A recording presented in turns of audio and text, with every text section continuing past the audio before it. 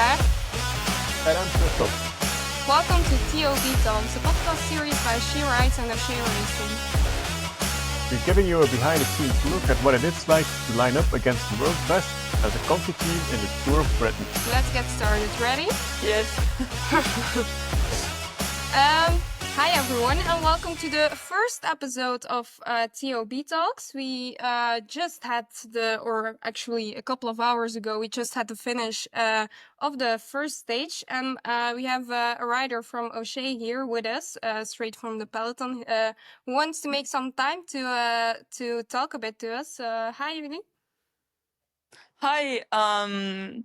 Yeah, I'm doing good, and you? Yeah, we are too. Can you just to start off, tell us a bit more about yourself? I'm a Canadian, so I've been living in Europe for 4 years. This is my 5th year, and so yeah, I've had to learn to all the new culture. Like, I'm in France. I'm based in the south of France, so I've had to learn a little bit about European cultures, way of doing stuff, and then European racing. It's different because it's a bigger pelotons and everything. So yeah, I've had this learning curve. Then I've done a few races, and yeah, I'm still there, so I like it. Yeah, nice. So right now you're of course in the Tour of Britain, but what do you enjoy to do when you're not riding a bike? I also study on the side. This summer I don't have any classes, but usually I study year round. So I'm studying in business, and but in a university in Quebec online. That's nice. And then maybe more like a classic question: how did cycling come into your life? I was doing cross-country racing in high school, and there was a discount for the rider who would invite a friend. And so my friend invited me to come over, and I liked it right away. So yeah, That escalated that's how quickly. I got into it. Yeah. Funny stories, how people get into cycling. Oh, it's funny. And then, can you tell us what type of rider are you? Are you more like an all-rounder, or do you really excel at some type of races? Or I would say I'm a mix between a climber and a ruler, like a mix. I'm not a sprinter, but those two I do good. Yeah, nice. And then we will just, before we ask you a bit how the stage go for you, maybe it's nice to just for context talk a bit about the stage itself and the results. I saw a bit of it. I had school too, of course, but I think I saw the essential stuff. So we saw a pretty impressive win from Kim LeCour, again showing she's really strong. She attacked. Then the second best was Kristen Faulkner, who could bridge the gap to her after the climb. And the third best actually was Anna Henderson, but she couldn't close the gap anymore. Then of course we had Wiebes, who was going into the race with some ambitions for classifications, who was well positioned but really couldn't really follow that move. And then it was quite exciting because they had always like a gap between 20 and 30 seconds. And it just variated between that. So yeah, it seems that it seemed that they were gonna lose quite a bit of time actually. The first peloton, there was also a second peloton. But then Wiebes did such an impressive sprint in the end that they came back to 5 seconds, which was crazy. And so Kim LeCour beat Faulkner in the sprint. So I think that was it mainly for the stage. Yeah, you summed it up pretty well. It really opened up on the second come. I don't remember the name of the climb, but it was pretty much there that the race kicked. And yeah, then it split, and I was in the second group. So yeah, from there, after I didn't know the details, but I did look at the recordings, so I saw what you said. So yeah. So Sarah's telling the truth, Émilie. Yeah. Okay, good. Then how did the race go for you personally? It was a short one, but was it like hard today? Did they go full gas from the start, or was it like a slow start and then until the calm? How did you experience the race? I say it was pretty controlled. It was pretty controlled at the start, then up the first climb it was also pretty controlled. Like, they really didn't want any attacks to happen, because when I tried to move up to the front, I'm like, if I reach the front, and I have the legs, I'm gonna attack. And then I moved up, and just before I can like hit the front, I got blocked by Trek. So I think they were really wanting to control, and I found that really interesting because you don't see that, like this logic of like moving up and like stopping other people from moving up. You don't really have that in other under levels. So that was like really interesting because yeah, it's been like 3 years since I didn't race World Tour. So, and when I raced World Tour, I was like my first year in Europe, so I didn't really understand the racing, so I didn't like catch the details. So I found it really interesting to come back, and it's really different racing. So there's a lot of learning to do. Actually, a kind of strange move. You could expect that to do from SD Works for Lorena Wiebes for the sprint, but like all the other ones blocking any attack, I mean, it's just rolling out the red carpet for Lorena Wiebes, actually. So I'm not sure about that because they knew there was the climb that was coming, and then they could open up. In my head, it's just like if a rider attacks, then it just disturbs the peloton, and then you're like lined up. Because I've done it like chasing for a team, like I've done that work, and I know that when someone attacks, it's just frustrating because when you lose your position until you've already been working like up the whole climb, then somebody attacks and just it disturbs. So I would understand why she didn't want. But yeah. Okay. Yeah. And the rest of the team, Emily, how did they fare today? I was with Senara and Katie. So yeah, Senara and I were really not well placed at all at the beginning of the second climb. It's like her wheel almost slid, and I was just in back of her, so we were like really. We were catching up. They were attacking in the front. We were attacking in the back. So that was maybe like not optimal. And Katie was also pretty much at the back. But we were all three in that second group. And then yeah, it was pretty. When we were in the second group, it was pretty much like rolling.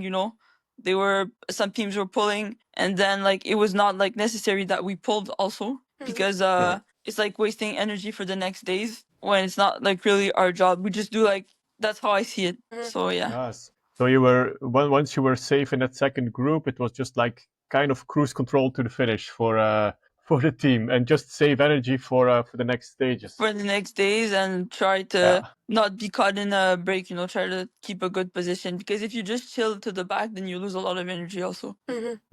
That's correct. It was also rolling pretty fast with tailwind. So yeah. Yeah. That's what Christine told us already before the race started. She was hoping for tailwind today. Why? So I don't know why she wanted that. She was just hoping for tailwind. She told us yesterday. And you got it, so I think she's happy. Yeah. Okay.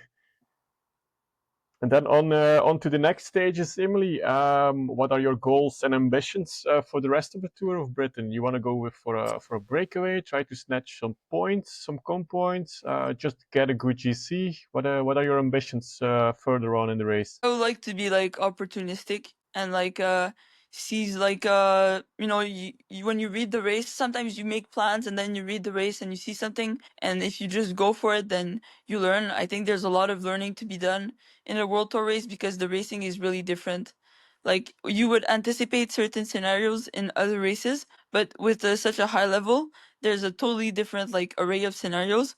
And I was expecting today a small group finish, but I wouldn't expect it to happen at the second climb. I would have expected it at the top of the first climb. So I was really aware at the top of the first climb. Then maybe mentally I was like, oh, it's good, now it's done. And then I didn't really think about it that way on the second climb. I think like racing, I'm going to learn a lot personally about like different scenarios and being able to play tactically a little better. But yeah, I think you need to do those races to learn. It's a great opportunity, and I'm happy that the team gets the chance to race here. Yeah, lovely. It's going to be a good learning curve, these stages. And then you learned already, no time to sleep in the peloton.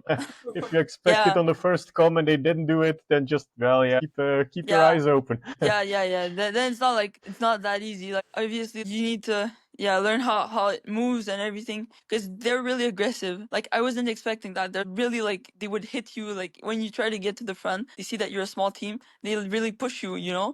It's like what? So I heard that from the men's team. I didn't know for the women's peloton was already doing that as well. Like getting you in line. No, but I think you get respect when you get out there and do it like a lot. So I just like it's normal. It's their job. They're paid like a lot and they don't want to risk. So yeah, I get that, but I want to get my chance also, so I'm gonna keep fighting. Yeah, Sure, you sure. should. You have to. Yeah. Yeah. Yeah, you have your place in the peloton. Otherwise, they wouldn't invite you as a team. Mhm. So Yeah. just go for it. And is there a stage in particular that you're looking forward to? I guess tomorrow or in 2 days, because I think the Glasgow stage is probably not your kind of terrain. But Yeah, but the other two I'm maybe. looking, yeah, stage 2 or 3. I think Hmm. those two stages are gonna be interesting. Maybe more stage 3. I don't know. I have to do it, or like I didn't look into the next stages yet, so I'm gonna really look into stage 2 tonight. Then I'm gonna look into stage 3. Yeah. We keep an eye on that. That's good. So hey, and if there is just one thing that our listeners and viewers should know about racing the Tour of Britain as a continental rider, what should it be? Thinking about the details a lot.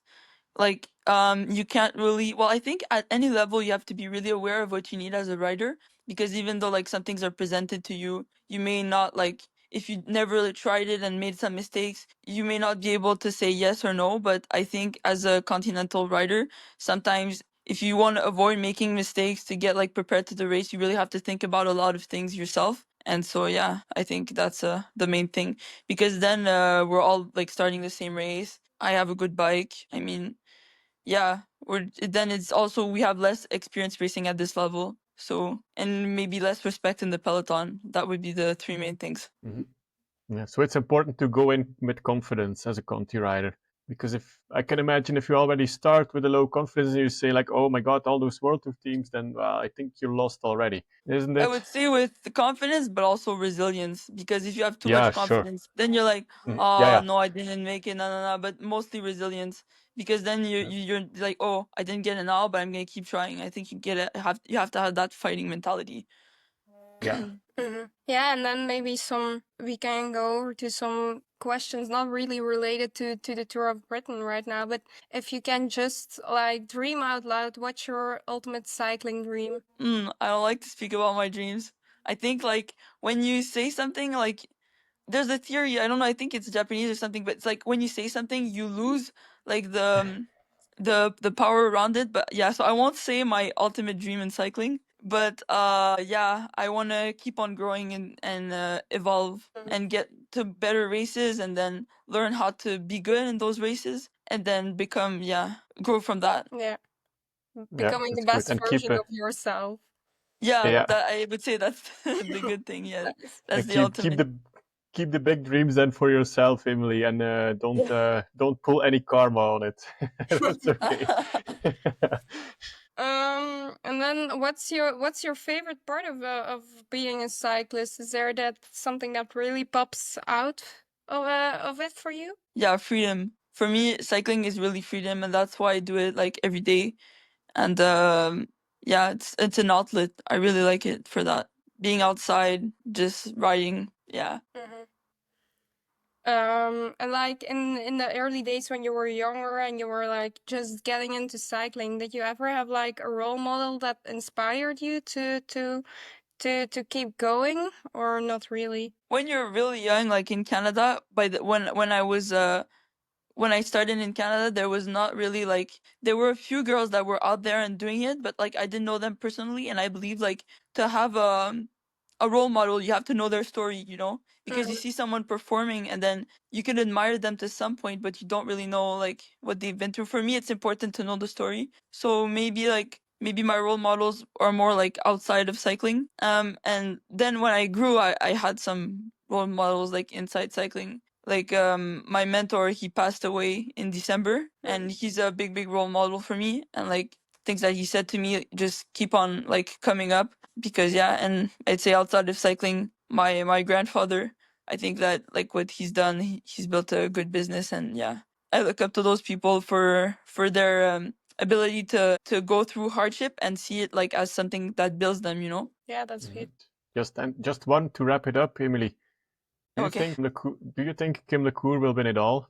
Did you have any impression of the favorites today? Honestly, I really don't know, because like, yeah, I knew that she's good, like she's in good form because she's been having good results since the beginning of the season. But like that's a bit gambling because there's so many things that can happen in the race, and I haven't looked yet at stage 2, 3, and 4. Yeah, I'm not gonna position myself on that. I think that she has the legs to do it all, but then will she have the luck? Will her team like do the work? I don't know. Many things can happen. There's a lot of good teams lined up, and everyone wants to win. So, yeah. Yeah, we're about to find out the coming 3 days. Yeah. Yeah, it's going to be exciting. That we just want to thank you very much, Émilie, for appearing in our TOB talks. We wish you the best of luck and a Thank you. very good recovery meal and a massage probably tonight, and you're ready Yeah. to go tomorrow. Yes. Thank you. Thank you for Yeah, having me. Yeah. thank you. Kick ass, Émilie. Thank you. Okay, bye. Bye Bye bye. So that's a wrap for the first episode of TOB Talks. Thanks for joining us. I hope you enjoyed the ride. Thanks to Émilie for joining us today, and don't forget to subscribe on Spotify, Amazon Music, and Apple Podcasts or YouTube so you won't miss the next episodes in this 5-day mini-series. TOB Talks is brought to you by She Rides and O'Shea Racing, and as always, powered by KDM Endurance Coaching. Thanks for listening to She Rides, where women cycling takes the lead, and keep watching the FAMs, and we'll see you at the next stage. Bye-bye. Bye.